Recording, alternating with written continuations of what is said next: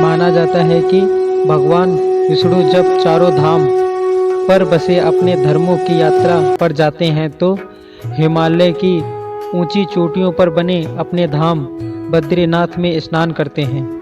पश्चिम गुजरात में द्वारिका में वस्त्र पहनते हैं, पुरी में भोजन करते हैं और दक्षिणी रामेश्वर में विश्राम करते हैं।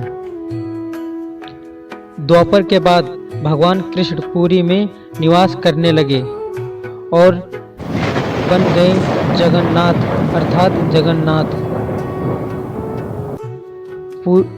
पुरी का जगन्नाथ धाम 4 धामों में से एक यह भगवान जगन्नाथ बड़े भाई बलभद्र और बहन सुभद्रा के साथ विराजते हैं। हिंदुओं के प्राचीन और पवित्र 7 नगरियों में पुरी उड़ीसा राज्य के समुद्री तट पर बसा है। जगन्नाथ मंदिर विष्णु के 8वें अवतार श्री कृष्ण को समर्पित है। भारत के पूर्व बंगाल की खाड़ी के पूर्व छोर पर बसी पवित्र नगरी पुरी उड़ीसा की राजधानी भुवनेश्वर से थोड़ी दूर पर है। आज का उड़ीसा प्राचीन काल में उत्कल प्रदेश के नाम से जाना जाता था। यह देश की समृद्ध बंदरगाहें थी, जहां वह समुद्र इंडोनेशिया, थाईलैंड और अन्य कई देशों का इन्हीं बंदरगाह के रास्ते व्यापार होता था। पुराणों में इसी धरती का वैकुंठ कहा गया है। यह भगवान विष्णु के 4 धामों में से एक है। इसे श्री क्षेत्र, श्री पुरुषोत्तम क्षेत्र, शंख क्षेत्र, नीलांचल, नीलगिरी और श्री जगन्नाथपुरी भी कहते हैं। यहाँ लक्ष्मी पति विष्णु ने तरह तरह की लीलाएं की थी। ब्रह्मा और स्कंद पुराणों के अनुसार कहा जाता है भगवान विष्णु पुरुषोत्तम नीलमाधव के रूप में अवतरित हुए थे और जनजाति के परम पूज्य देवता बन गए। सबर जनजाति के देवता होने के कारण कहा भगवान जगन्नाथ का रूप कबीलाई देवताओं की तरह है। पहले कबीले के लोग अपने देवताओं की मूर्तियों को काष्ठ से बनाते थे। जगन्नाथ मंदिर में सवर जनजाति के पुजारियों के अलावा ब्राह्मण पुजारी भी हैं। ज्येष्ठ पूर्णिमा के आषाढ़ पूर्णिमा तक सवर जाति के दैत्यपति जगन्नाथ की सारी रीतियां करते हैं। पुराण के अनुसार नीलगिरी में पुरुषोत्तम हरि की पूजा की जाती है। पुरुषोत्तम हरि को यहाँ भगवान राम का रूप माना गया है। सबसे प्राचीन तपस्या पुराणों में लिखा है कि पुरुषोत्तम क्षेत्र की देवी विमला और यहाँ उनकी पूजा होती है। रामायण के उत्तरकांड के अनुसार भगवान राम ने रावण के भाई विभीषण को अपने इच्छुक वंश के कुल देवता भगवान जगन्नाथ की आराधना करने को कहा।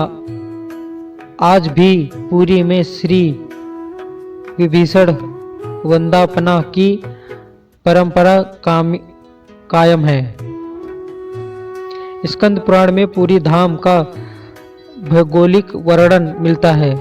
स्कंद पुराण के अनुसार पुरी का एक दक्षिणी शंख की तरह है और यह 5 कोस यानी 16 किलोमीटर क्षेत्र में फैला है। माना जाता है कि इसका लगभग 2 कोस क्षेत्र बंगाल के खाड़ी में डूब जाता है। इसका उदर है समुद्र की सुनहरी रेत जिसे महोदधि का पवित्र जल धोता रहता है। सिर वाला क्षेत्र पश्चिम दिशा में है जिसकी रक्षा महादेव करते हैं। संघ के दूसरे घेरे में शिव का दूसरा रूप कपाल मोचन विराजमान है।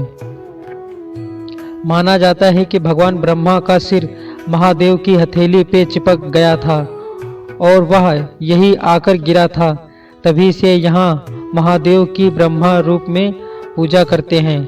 शंख के तीसरे व्रत में माँ विमला और नाभि स्थल में भगवान जगन्नाथ रथ सिंहासन पर विराजमान हैं। मंदिर का इतिहास। इस मंदिर में सबसे पहले प्रणाम भारत के वर्णपुर में मिलता है। कहा जाता है कि सबसे पहले सबर आदिवासी विश्व ने नीलमाधव के रूप में इनकी पूजा की थी। आज भी पुरी में मंदिरों में कई सेवक हैं जिन्हें देवपति के नाम से भी जाना जाता है। राजा इंद्रद्युम्न ने बनवाया था। यहाँ मंदिर राजा इंद्रद्युम्न मालवा का राजा था, जिनके पिता का नाम भारत और माता सुमति था। राजा इंद्रद्युम्न को सपने में हुए थे जगन्नाथ के दर्शन। कई ग्रंथों में राजा इंद्रद्युम्न और उनके यज्ञ के बारे में विस्तार से लिखा है। उन्होंने कहा कई विशाल यज्ञ किए और सरोवर बनवाया। एक रात भगवान विष्णु ने उनको सपने में दर्शन दिए और कहा, नीलांचल पर्वत की एक गुफा में मेरी एक मूर्ति है, उसे नीलमाधव कहते हैं। तुम एक मंदिर बनवाकर उसमें मेरी मूर्ति स्थापित कर दो। राजा अपने सेवकों को नीलांचल पर्वत की खोज में भेजा। उसमें एक था ब्राह्मण विद्यापति। विद्यापति ने सुन रखा था कि सबर कबीले के लोग नीलमाधव की पूजा करते हैं और उन्होंने अपने देवताओं की इस मूर्ति को नीलांचल पर्वत की गुफा में छुपा रखा है। यह भी जानता था कि सबर कबीले वाले मुखिया विश्ववसु नीलमाधव का उपासक है और उसकी मूर्ति को गुफा में छुपाकर रखा है। चतुर विद्यापति ने मुखिया की बेटी से विवाह कर लिया। आखिर में वह अपनी पत्नी के जरिए नीलमाधव की गुफा तक पहुंचने में सफल हो गया। उसने मूर्ति चुरा ली और राजा को लाकर दे दी। विश्ववसु ने अपने अपराध देवी की मूर्ति चोरी होने से बहुत दुखी हुआ। अपने भक्त के दुख से भगवान भी दुखी हो गए। भगवान गुफा में लौट गए, लेकिन साथ ही राजा इंद्रद्युम्न से वादा किया कि वो एक दिन उनके पास जरूर लौटेंगे। बरसात के वो एक दिन उनके लिए विशाल मंदिर बनवा दे। राजा ने मंदिर बनवा दिया और भगवान विष्णु से मंदिर में विराजमान होने के लिए कहा। भगवान ने कहा कि तुम मेरी मूर्ति बनाने के लिए समुद्र में तैर रहा पेड़ का बड़ा टुकड़ा उठाकर लाओ और द्वारिका में समुद्र में तैरकर पुरी आ रहा है। राजाओं के सेवकों ने उस पेड़ के टुकड़े को तो ढूंढ लिया, लेकिन सब लोग मिलकर उस पेड़ को नहीं उठा पाए। तब राजा उसको समझ आ गया कि नीलमाधव के अन्य भक्त सबर कबीले मुखिया विश्वसेन की सहायता लेनी पड़ेगी। सब उस वक्त हैरान रह गए जब विश्ववसु भारी भरकम लकड़ी को उठाकर मंदिर तक ले आए। अब बारी थी लकड़ी से भगवान की मूर्ति गढ़ने की। राजा कारीगरों ने लाख कोशिश कर ली, लेकिन कोई भी लकड़ी में एक छैनी तक भी नहीं लगा सका। तब तीनों लोगों के कुशल कारीगर भगवान विश्वकर्मा एक बूढ़े व्यक्ति का रूप धरकर आए। उन्होंने राजा को कहा कि वे नीलमाधव की मूर्ति बना सकते हैं, लेकिन साथ ही उन्होंने अपनी शर्तें भी रखी कि वे 21 दिन में मूर्ति बनाएंगे और केवल अकेले में बनाएंगे। कोई उनको बनाते हुए नहीं देख सकता। उनकी शर्त मान ली गई। लोगों को आखिरी आरी छेनी हथौड़ी की आवाजें आती रहीं। राजा इंद्रद्युम्न की रानी गुड़ीचा अपने को रोक नहीं पाई। वह दरवाजे के पास गई तो उसे कोई आवाज़ सुनाई नहीं दी। वह घबरा गई।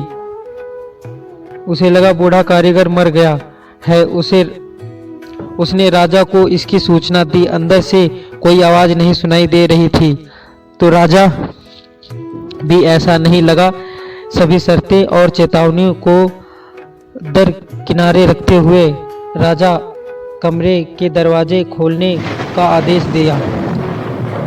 जैसे ही कमरा खुल गया तो बूढ़ा व्यक्ति गायब था और उसमें 3 अधूरी मूर्तियां मिली पड़ी। भगवान नीलमाधव और उनके भाई के छोटे छोटे हाथ बने थे लेकिन उनकी टांगें नहीं, जबकि सुभद्रा के हाथ पांव बनाए ही नहीं गए थे।